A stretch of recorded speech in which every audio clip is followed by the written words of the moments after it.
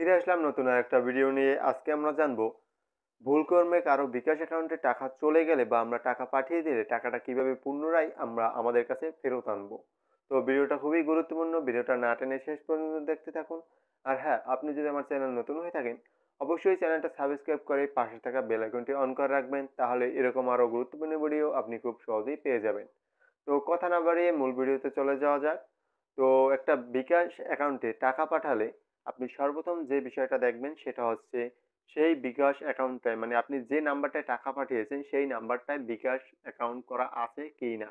তো বিকাশ অ্যাকাউন্ট করা আছে কিনা সেটা কিভাবে বুঝবেন? তো আপনি চলে যাবেন আপনার বিকাশ অ্যাপে, সেখানে আপনি লেনদেনে যাবেন। লেনদেনে গেলে আপনি যে ভুল নাম্বারটায় টাকা পাঠিয়েছেন সেই ভুল নাম্বারটা সেখানে দেখাবে লেনদেনে, এবং ভুল নাম্বারটার পাশে একটা ক্যান্সেল বা বাতিল নামক একটা অপশন দেখা যাবে। যদি সে বিকাশ অ্যাকাউন্ট না করে থাকে, মানে আপনি যে নাম্বারে টাকা পাঠিয়েছেন সেই নাম্বার যদি বিকাশ অ্যাকাউন্ট করা না থাকে তাহলে বাতিল বা ক্যান্সেল নামক একটা অপশন দেখতে পাবেন। আপনি জাস্ট ওখানে ক্লিক দিয়ে দেবেন, তাহলে আপনার টাকাটা ফেরত আসবে আপনার ফোনে।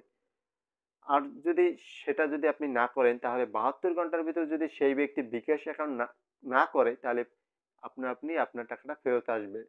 ২ নাম্বার হচ্ছে সেই নাম্বারটা যদি বিকাশ অ্যাকাউন্ট করা থাকে। তো বিকাশ অ্যাকাউন্ট যদি করা থাকে তাহলে কিন্তু বাতিল বা ক্যানসেল নামক অপশনটা আসবে না। টাকাটা তার কাছে চলে যাবে। তো এই ক্ষেত্রে আপনার করণীয় কি হবে? তো এক্ষেত্রে আপনার সর্বপ্রথম করণীয় হবে 16247 বিকাশ হেল্পলাইন নাম্বার এটা।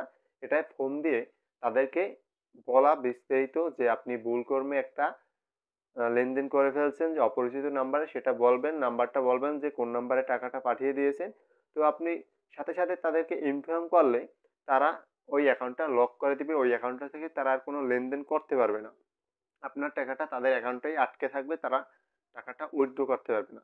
তারপর আপনি আপনার নিকটস্থ যে থানা আছে সেখানে গিয়ে একটা জিডি করবেন, তাহলেই তাদের মাধ্যমে আপনি টাকাটা ফেরত পাবেন। তো আজকের ভিডিওটা এই পর্যন্তই। কোনো প্রকার বুঝতে সমস্যা হলে অবশ্যই আমাকে কমেন্ট বক্সে জানাবেন, আমি সমাধান দেওয়ার চেষ্টা করব। আর আমার ভিডিওটা যদি আপনার একটু উপকার এসে থাকে অবশ্যই একটা লাইক দিবেন, কারণ আপনার একটা লাইকই আমার পরবর্তী ভিডিও তৈরি করার অনুপ্রেরণা যোগায়। ধন্যবাদ।